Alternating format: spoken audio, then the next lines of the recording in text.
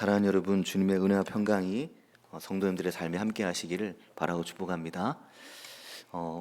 말씀 카드를 못 받으신 분들도 계실 수 있는데 또 간혹 이제 도저히 내가 이 말씀과는 함께 살기 어렵겠다 하시는 분들도 계시더라고요. 밖에 말씀 카드 자녀분이 남은 것이 밖에 있습니다. 나가실 때 필요하시면 가져가시고 못 받으신 분들도 받으시면 될 것 같습니다. 오늘 말씀이 창세기 2장 1절에서 3절입니다. 지난 목요일 1월 1일 첫날에 여명자 권사님 또 이기자 권사님께 급한 전화가 오고 또 최정길 장로님께서도 문자를 보내셨더라고요. 박필달 권사님의 부군 되시는 조재근 성도님께서 돌아가셨다는 소식이었습니다. 갑작스러운 장례 소식이었죠. 장례가 나면 제일 먼저 하는 일은 돌아가신 분이 임종하신 곳이나 빈소로 이미 옮겨졌을 때는 빈소로 가보는 것입니다. 빈소가 많이 멀면 그렇게 못할 때도 있지만 웬만한 거리면 먼저 가서 가족을 만납니다. 평온의 숲에 이미 빈소를 준비하고 계셔서 빈소로 가보니까 박필달 권사님과 아들 한 명인데 성호 씨 같이 계셨습니다. 모두에게 갑작스러운 장례였죠.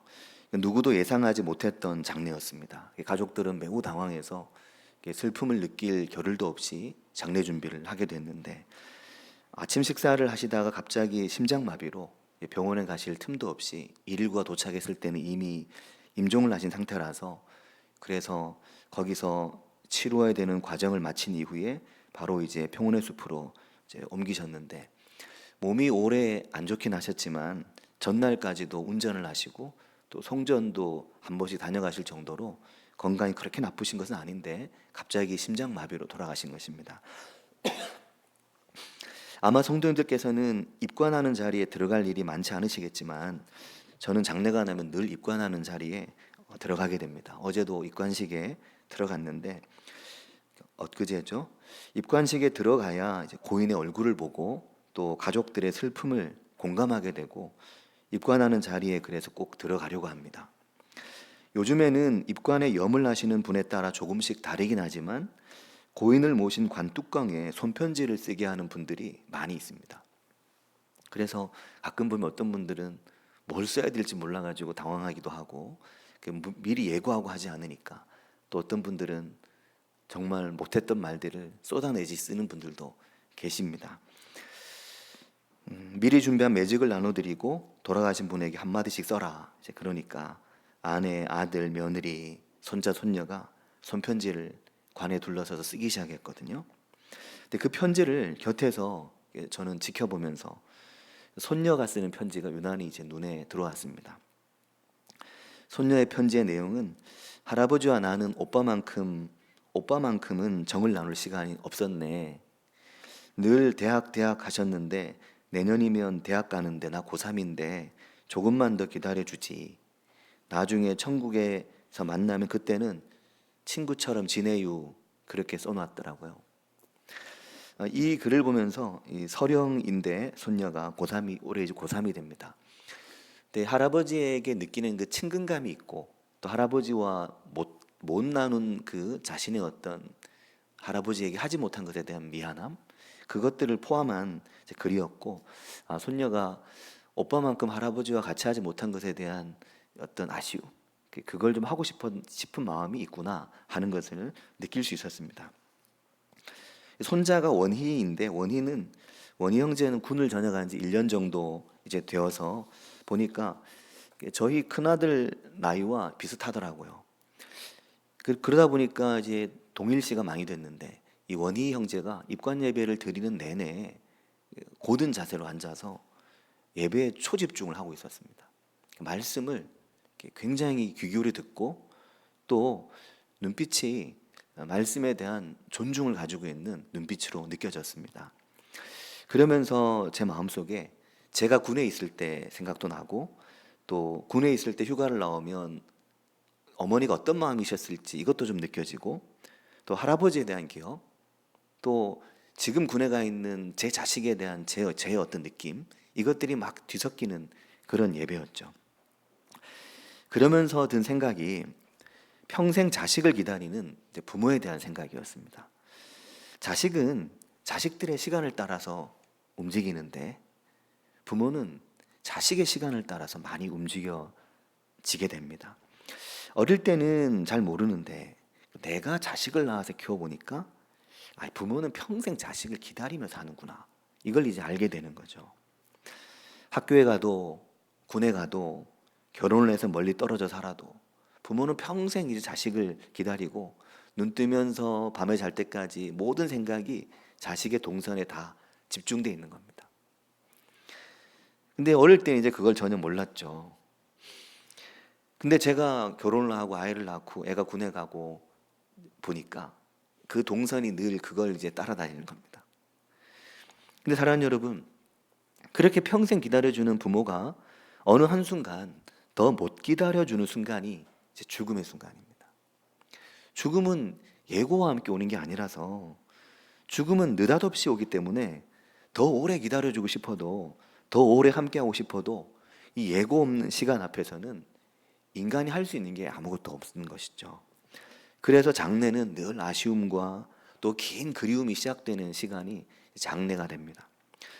우리가 그렇게 장례를 통해 누군가는 또 그를 떠나보내는 이들도 영원한 하나님의 시간 속으로 들어가는 거죠. 그래서 이 예고 없는 시간을 위해 미리 준비하고 미리 마음을 써야 되는데 이게 우리가 잘 안 되는 거죠. 때가 돼야만 조금씩 하게 되고 결국 다 하지 못하고 아쉬움으로 또 사랑하는 이들을 떠나보낼 때가 많습니다.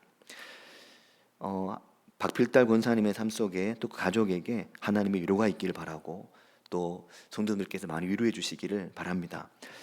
근데 그렇게 이제 우리가 올 한 해를 시작했습니다.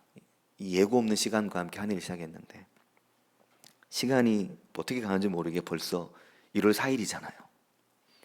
엊그제 송구영신 예배 했는데 오늘 1월 4일이잖아요. 제 말이 맞죠? 금방 1월 5일 됩니다. 내일 5일이거든요. 그리고 이렇게 하다 보면 17일인데 28일인데 그럼 이제 2월이네. 그렇게 3월이네. 4월이네. 이러다 보면 갑자기 날 따뜻해지면서 갑자기 뜨거워지면서 여름 옵니다. 매일 새벽 말씀을 전하고 목양실에서 새벽 말씀을 정리해서 홈페이지에 올리는 일을 하다 보니까 날짜를 매일 이걸 카운팅을 하잖아요. 날짜를 매일 바꾸면서 새벽 말씀을 올리죠. 원고를 쓰고 거기 날짜 바꾸죠. 홈페이지 올리면 또 날짜 바꾸죠. 그걸 매일 하다 보니까 시간이 가는 이것에 대한 느낌이 이제 제게 있고 아마 그런 느낌을 가지신 분들이 많이 계실 겁니다. 매일 하루하루 세면서 이제 사는 거죠. 그러면서 느끼는 건 시간이 매우 빠르다는 것인 것 같습니다. 어른들이 다 그 말씀 하시잖아요. 10대 때는 인생이 10km로 가는데 60대가 되면 인생이 60km로 가고 80대가 되면 80km로 가고 엄청 빠른 속도로 시간이 이제 간다는 거죠. 1월이 시작되면 성경을 다시 창세기부터 요한계시록까지 한번 읽어볼 수 있는 1년 1독의 기회가 다시 생깁니다. 그리고 특별히 2026년 1월은 올해는 창세기부터 요한계시록까지 6년 동안 성경을 한번 최대한 꼼꼼하게 볼 수 있는 6년 주기의 이 새벽 말씀의 여정이 시작되는 거거든요. 이건 우리에게 특별한 기회입니다. 정말 특별한 기회이죠. 그 어떤 여정과도 비교할 수 없는 특별한 기회입니다. 크루즈 타고 한 달 어디 유럽으로 막 다니는 여정보다 정말 특별한 여정입니다. 소비하는 여정과 단지 생산하는 여정이 아닌 우리 인생의 가장 중요한 것을 만들어가는 여정이거든요. 제 방에는 책상 옆에 매일 성경 이 6년 주기가 붙어 있습니다. 오늘도 새벽에 이제 그 주기를 딱 보니까 2026년 올해는 창세기부터 사사기, 이사야, 시편, 요한복음, 고린도전후서 그리고 야고보서까지 이 올 한 해 우리가 묵상하게 될 매일 성경의 새벽 말씀이거든요. 내년 2027년이 되면 내년 1월에는 출애굽기를 보게 됩니다. 우리가 성경 어떤 책을 딱 이야기할 때 다 그게 그거라서 구분이 안 되고, 이제 제가 지금 책 이름을 쭉 여기도 다 써놨습니다. 출애굽기, 에스겔, 하박국, 요엘, 잠언, 시편, 마태복음, 갈라디아, 골로새서, 빌레몬서, 베드로전서. 이게 내년 1년이거든요. 근데 어느 책 이르면 그게 감이 전혀 없을 수 있습니다. 그게 어떤 건지. 근데 우리가 하나님이 우리에게 하신 말씀을, 하나님이 우리를 지으셨는데 그 하나님이 하시는 말씀에 감을 조금이라도 갖게 된다면은 그 얼마나 귀한지 모릅니다. 6년의 여정이 끝나는 2031년에 내가 살아있을지 아닐지도 알 수 없긴 하지만 일단 어쨌든 2031년 그 해의 마지막은 요한계시록과 유다서로 끝나거든요. 제가 제 나이를 기준으로 계산해 보니까 그때는 보니까 59인 것 같아요. 그 이제 60이 이제 코앞에 다가오는 이제 그런 때가 되는 거죠. 저는 이 말씀의 여정을 함께 하는 게 가장 좋은 여정이라는 생각을 합니다. 그렇지 않겠습니까? 하나님께서 하신 말씀과 함께 매일을 살고 그 말씀으로 내 삶을 비추고 내 삶을 그 말씀과 어울리게 만들어가는 것은 우리가 삶에서 할 수 있는 가장 소중한 일입니다. 우리가 온전하지도 완전하지도 않은데 조금이라도 우리가 하나님의 말씀에 맞추어져 갈 수 있는 유일한 길이 거기 있는 거죠. 다른 길로는 그런 길이 없다. 이것이 그동안 수천 년을 살아온 사람들의 공통적인 고백입니다. 더 좋은 길이 없는 거죠. 근데 참 감사하게도 교회의 많은 분들이 이미 송전 양문교회 성도님들은 그 길에 대해서 의식하고 그 길에 대해서 신경을 쓰고 그렇게 살아가려고 생각하고 계십니다.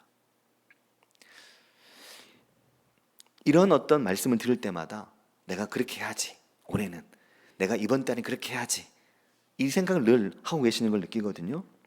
여러 가지로 느끼는데 제가 느끼는 어떤 타이밍이 있는데 언제냐면 주일 아침 예배를 드릴 때 찬양팀의 찬양 선곡과 제가 미리 사전 의논을 못 하거든요.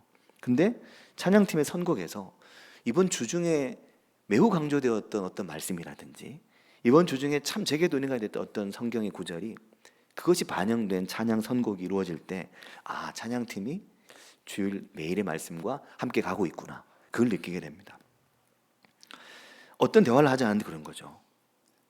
제가 주일날 예배를 인도하잖아요. 근데 특히 이제 일부 때는 찬송가니까 찬송가를 부를 때도 그 찬송이 너무 내게 좋으면 얼굴 표정이 달라지시거든요. 울기도 하고 웃기도 하십니다. 근데 주일 2부 예배 때는 또 찬양팀이 찬양을 인도하니까 어떤 곡은 전혀 모르기도 하고 어떤 곡은 또 내가 익숙하기도 하고, 근데 익숙한 곡이 나오거나 내가 잘하는 찬송이 나오거나 내가 좋아하는 찬송이 나오면 그럼 얼굴이 확 핍니다. 그래서 저는 의도적으로 가능한 주기적으로 어르신들이 좋아하는 301장, 어르신들이 좋아하는 몇 장 골라서 찬양을 부르거든요. 또 느끼는 것이 대화이세입니다. 청년들이나 교회의 어느 세대이든지 지난 한 주간 혹은 지난 한 달 사이에 어떤 말씀의 흐름에서 말을 꺼내는 분들이 있습니다. 지난주에 혹은 최근에 이런 말씀이 있었는데 그 구절이 너무 제게 은혜가 됐다. 그러면 매일의 말씀의 흐름 속에 살고 계시구나 느껴집니다. 그 6년의 여정이 시작됐는데 이 6년의 여정은 그 6년 중에 어떤 특별한 날로 이루어지는 게 아니고 하루하루 보통의 날들로 이루어집니다. 이거 성구영신 예배부터 지금 계속 반복적으로 말씀을 하게 돼서 결국 이제 그 책을 샀잖아요. 인터넷으로 샀습니다. 그 책을 샀는데 단단한 삶은 보통의 날들로 이루어진다. 그 책이거든요. 단지 그냥 정신분석학자나 행동과학학자의 그런 말이 아니라 종교적인 부분과 연결되어 있어서 매우 의미 있는 책으로 여겨지고, 근데 그 책에 이제 어제 와서 이제 표지를 딱 보니까 표지에 이런 말이 있더라고요. 반복되는 익숙함이 우리를 구한다. 이게 그 펄 카체라는 분의 생각입니다. 본인이 수없이 많은 사람들을 상담하고 정신과 의사로 일을 해보니까, 학생들을 가르쳐 보니까 인간은 익숙한 반복의 패턴이 있을 때 거기서 안정감을 느끼고 불안으로부터 벗어나더라는 거죠. 그게 종교적인 것과 연결되면 어마어마한 시너지가 일어난다는 겁니다. 근데 그 종교적인 일정한 반복과 일정한 패턴이 외식주의나 형식주의가 되면 망하는 거고, 그게 아닌 생산성 있고 무언가 창의적이고 창조적인 어떤 말씀과 매일 만나는 반복이 있게 될 때 그 익숙함이 그 인생을 구한다는 거죠. 좀 더 확대 해석을 하면 그렇습니다. 그 익숙함이 우리를 불안과 걱정과 염려에서 빠져나와서 하나님의 말씀의 광야로 나가게 만드는 거죠. 그렇게 시작한 이 6년의 여정, 그 처음이 창세기인데, 이번 주간 창세기 앞부분은 우리가 1월 초가 항상 그렇잖아요. 늘 그렇진 않은데 올해는 창세기가 딱 되는 바람에 지금 계속 창세기만 지금 왔다 갔다 있거든요. 창세기만 계속 보고 있습니다. 1년 1독 성경 통독도 창세기, 매일 성경도 창세기. 근데 지금 새벽 말씀도 창세기, 주일 말씀도 창세기, 주일 오후도 창세기, 수요일도 창세기, 이번 주간 신년 새벽 신앙 수련회도 창세기, 다 창세기입니다. 그러니까 성도님들은 어떠실지 모르시겠지만 저는 엄청 답답하고 힘듭니다. 창세기로 계속 설교해야 되니까 보통 일이 아닌 것 같아요. 근데 사랑하는 여러분, 오늘 주일 아침 예배 말씀에서 뭘 나누어야 되나 이걸 고민하고 성경을 계속 읽는 중에 정말 귀한 깨달음을 하나 얻게 됐습니다. 그걸 나누고 싶은데, 새벽에 말씀드렸는데 하나님의 창조의 역사는 뭐로 시작해서 뭐로 마무리됐다고 말씀드렸던가요? 빛으로 시작해서 사람으로 마무리된다고 말씀드렸습니다. 기억하실 겁니다. 아마 어제 토요일 같은데 하나님의 창조의 역사가 첫째 날 빛을 창조하시고 여섯째 날 마지막으로 사람을 창조하심으로 끝이 났다, 이렇게 말씀을 드렸거든요. 그러니까 하나님의 창조의 역사가 신비롭게도 빛을 창조하시는 것을 시작으로 사람을 창조하심으로 이제 끝난 거죠. 그러니까 사람이 빛의 사람이 되는 게 참 중요하다는 걸 알 수 있습니다. 빛의 사람이 되는 것, 빛의 사람으로 살아가는 것. 하나님이 빛을 지으시며 빛과 어둠을 나누시고 천지의 만물을 조목조목 만드시고 그 모든 창조의 만물을 사람으로 마무리하신 하나님이 인간이 어둠의 사람이 되길 바라실 리는 없죠.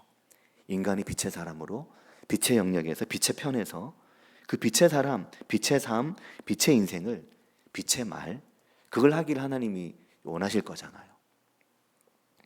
그래서 그 하나님의 창조와 그 하나님의 생명의 말씀과 함께한 우리의 인생이 말도 빛스러워지고 사는 것도 빛스러워지고 또 인생도 빛이 있는, 그래서 형통한 인생이 되면 무언가 갈등하고 다투던 관계도 그 사이에 햇볕이 착 나고, 어둡고 그늘진 내 삶의 한 부분도 햇볕이 착 나고, 그런 은혜가 우리에게 있는 거죠.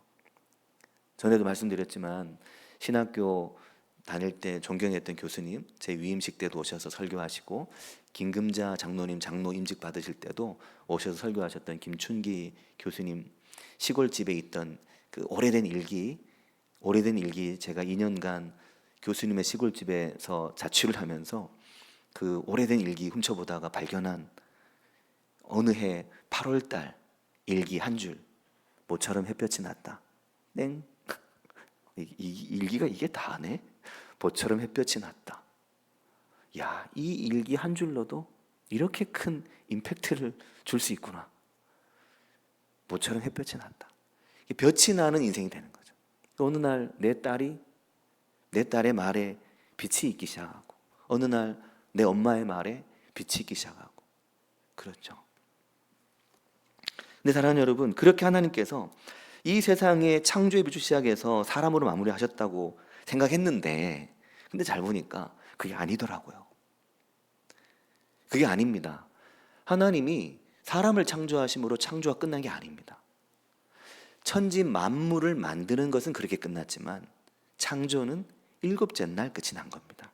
그래서 뭐라고 말씀하냐면, 하나님이 이 세상을 빛으로 시작해 사람으로 끝난 게 아니고 7째 날 창조를 끝내시며 그날에 안식을 하셨거든요. 창세기 2장 1절 오늘 말씀을 보면 천지와 만물이 다 이루어지니라 라고 말합니다. 천지와 만물이 다 조성된 거죠. 그러니까 환경 조성 끝난 겁니다. 딱 조성을 하신 거죠. 근데 그게 창조의 끝이 아니었습니다. 이것은 창조의 대전제고 대원리인데 2장 2절은 뭐라고 하냐면 하나님이 그가 하시던 일을 일곱째 날에 마치시니 이렇게 말씀합니다.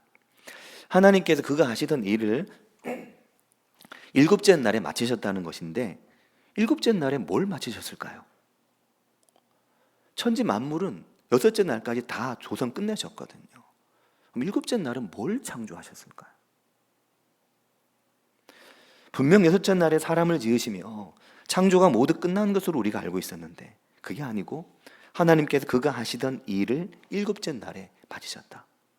우리 눈에 보이고 성경에 쓰여 있는 것은 여섯째 날 사람을 마지막 하나님 만드심으로 그 코에 생기를 불어넣으심으로 그가 생명이 된 이 창조로 모든 걸 마무리하셨는데 하나님의 창조의 그 하시던 일은 일곱째 날까지 이어졌다는 겁니다. 간혹 이 구절에 대한 해석이 이 성경학자들도 해석이 좀 다른 사람들은 요 일곱째 날을 여섯째 날로 바꾼 성경도 있다고 합니다. 대표적으로 우리가 잘 아는 성경도 이 일곱째 날, 여섯째 날을 바꿔버린 성경이 있어요.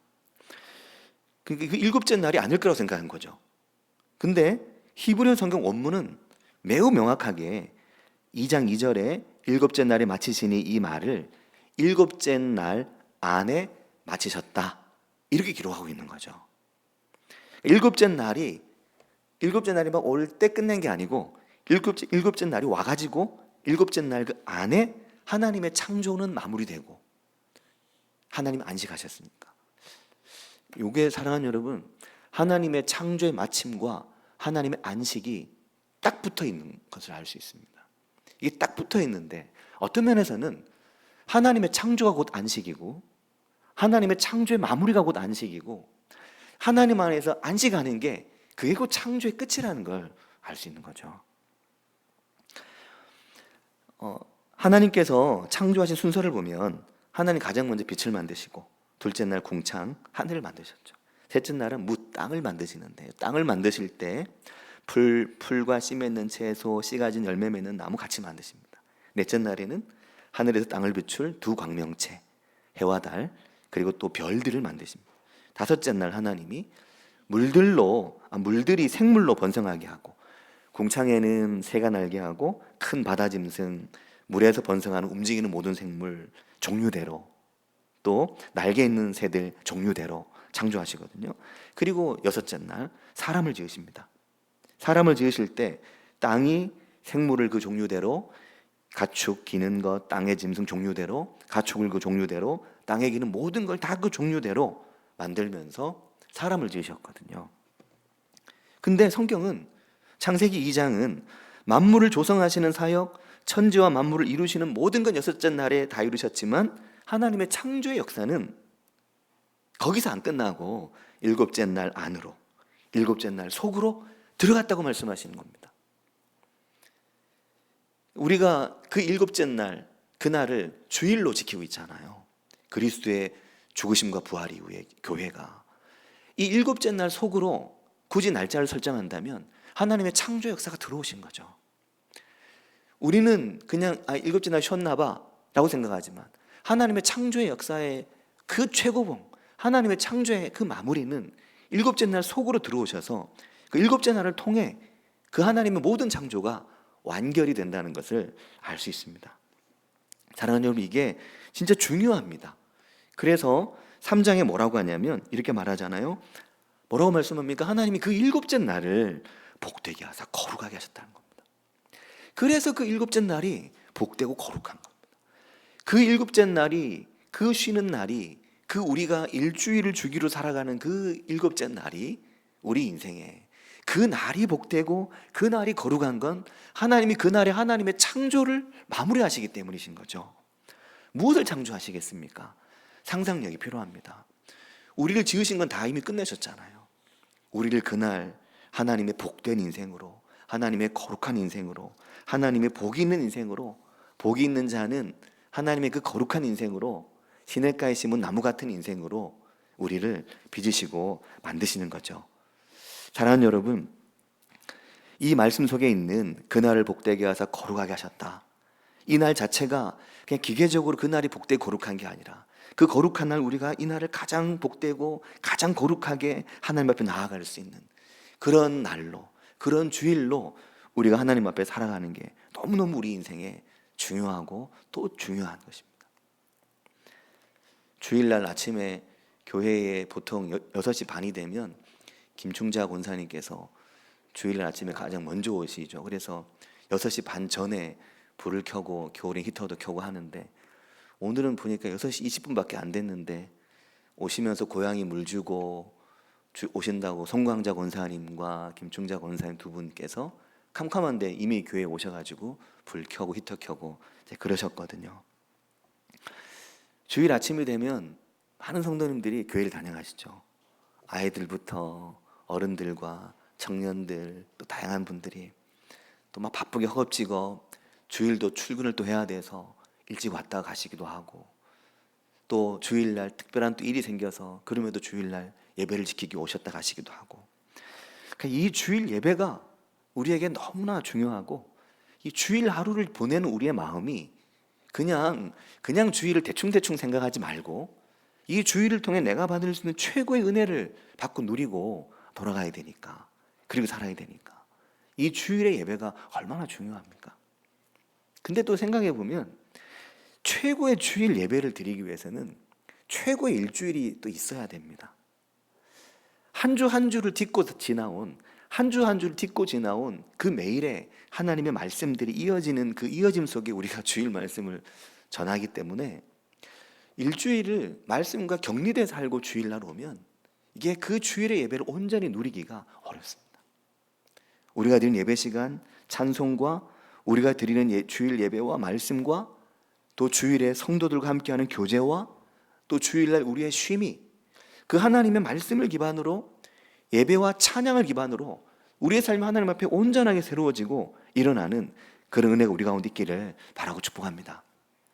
정말 일곱째 날 하나님 복주사, 일곱째 날 복주셔서 그날을 거룩하게 하셨다, 그 말씀대로 하나님 앞에 최선의 최고의 예배를 드릴 수 있는 그런 예배가 우리들의 예배가 되기를 바라고 축복합니다. 아까도 말씀드렸지만 주일날 예배를 드릴 때 익숙한 찬송이 나오면 얼굴에 화색이 확 도르시거든요. 그게 내게 은혜가 된다는 겁니다. 말씀도 그 말씀이 내게 다가오면 얼굴에 꽃이 핍니다. 때로는 웃음꽃이 피지만 눈물도 꽃 같거든요. 정말 그렇게 꽃같이 아름다울 수 없거든요. 너무너무 그 인생이 예배 가운데 막 꽃피고 하나님께서 위로하시고 어루만지시는 것을 느끼게 되거든요. 그러니까 주일날 우리의 예배가 최선의 것이 되기 위한 그 준비 과정들이 참 중요하고 그 주일이 너무나 중요합니다. 오늘 말씀이 우리에게 주시는 이 가르침대로 일곱째 날 하나님 창조를 마무리하셨다. 나의 주일은 하나님이 나를 새롭게 빚으시는 날, 그 은혜로 하나님 앞에 늘 나아가는 우리들이 모두 되길 바라고 축복합니다. 같이 기도하겠습니다. 우리가 교회 다니면서 제일 많이 듣는 말이 주일 성수죠. 우리 옛날 목사님들은 주일 성수 안 하면 아주 호되게 야단치셨습니다. 요즘 젊은 목사님들은 잘 안 그러기도 하고 많이 양보하기도 하고 그러는데, 주일 성수는 참 중요합니다. 주일을 지키는 것이. 근데 그 주일을 지키는 것이, 주일 날을 지키는 것도 매우 중요한데, 그 주일이 정말 온전한 주일이 되게 하려면 사실은 한 주간에 우리가 이뤄가야 될 것들이 많이 있고 정말 복합적인 주일입니다. 먼 인생의 시간이 그 주일로 소환되기도 하고 정말 다양하죠.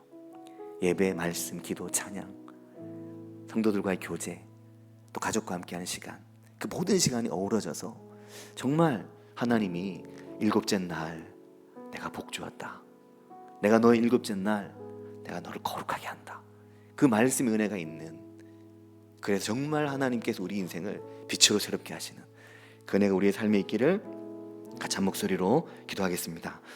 하나님 아버지, 은혜와 사랑 감사합니다. 주님, 오늘 우리 인생 가운데 역사하시고 함께 하시는 주님, 하나님 아버지, 우리 인생을 붙드시고 받으시는 주님, 아버지 하나님, 주님 오늘 우리 인생이 하나님 앞에서 거룩한 인생이 될 수 있기를 축원합니다.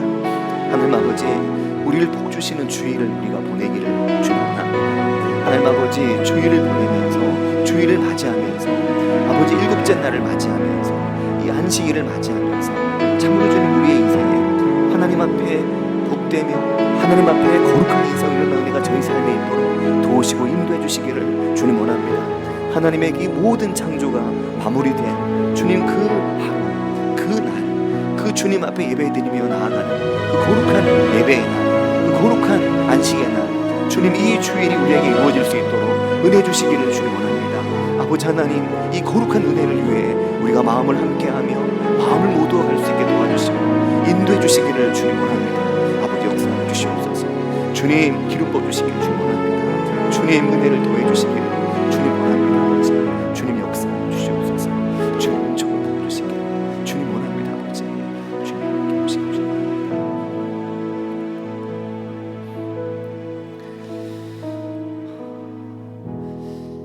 하나님 아버지 은혜와 사랑을 감사드립니다. 주일 아침 하나님의 말씀 때문에 그 말씀이 내 인생을 어루만지시고 그 말씀이 내 삶의 오랜 상처를 어루만지시고 꿰매시며 덮으시고, 그러므로 내 삶에 깨진 한 부분이 새살이 돋아나는 하나님의 참된 창조를 경험하는 그런 은혜를 날마다 저희에게 부어주시고, 하나님 아버지 주일날 이미 내 귀에는 목사의 설교도 다 안 들리고 소리의 반밖에 들리지 않아서 그 예배에서 오고 가는 이야기를 다 듣지 못함에도 불구하고 그 예배의 자리를 지키며 그 예배 가운데 함께하며 기쁨으로 은혜로 주일을 성수하는 믿음의 어른들, 하나님 아버지 저희들이 그렇게 주님 앞에 나아가는 이 주일 예배가 하나님 앞에서 또 이 주일 하루가 하나님 앞에서 저희 인생이 참으로 하나님의 복을 누리며 하나님의 거룩하심을 덧입는 인생이 될 수 있도록 인도해 주시기를 주님 간절히 원합니다. 하나님의 창조의 그 세계가 천지 만물을 지으심으로 끝나신 것이 아니라 그 지어진 만물을 새롭게 하시는 하나님의 계속되는 창조가 있는 그 주일, 그 안식, 하나님 앞에서 누리며 살아가는 저희들이 되게 하여 주시옵소서. 주님 저희와 함께 하심을 감사드리오며 예수님의 이름으로 기도합니다. 아멘.